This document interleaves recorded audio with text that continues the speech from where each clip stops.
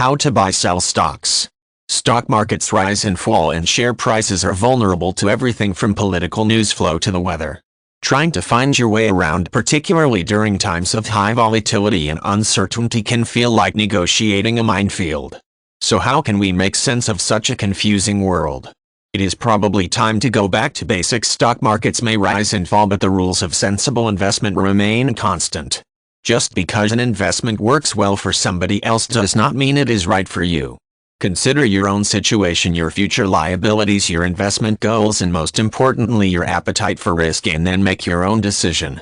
Spread your risk by diversifying your portfolio across a mixture of asset classes, industries, sectors, and areas of the world.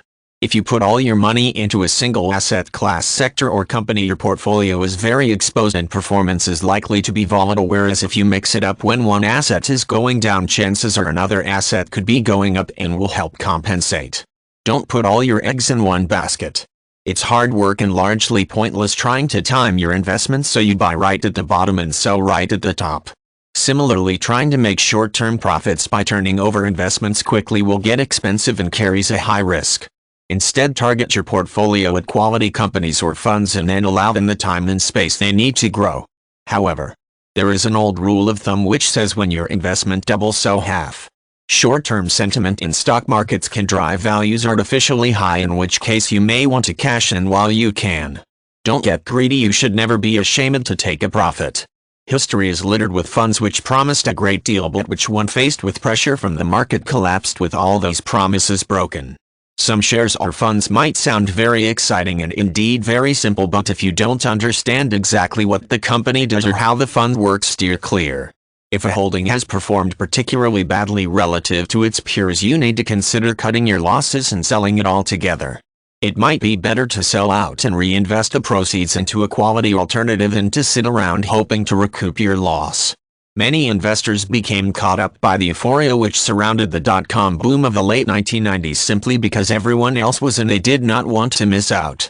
Consequently, they bought shares in companies that promised much and delivered little or nothing.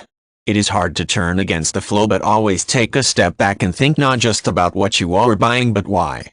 Your portfolio has been set up to meet your objectives based on your needs today. However, over time your needs and circumstances can change. The markets can also change and your portfolio may need the odd tweak to make sure it keeps up. Review it regularly, perhaps every 1 to 3 years, and make sure it stays on track. Headlines on TV and in the finance sections of newspapers can be just as misleading without investigation as they are in celebrity news and sport. Make sure you keep a clear head, remain focused on your objectives, and take advice from a qualified professional to ensure you are making the most of your investment portfolio.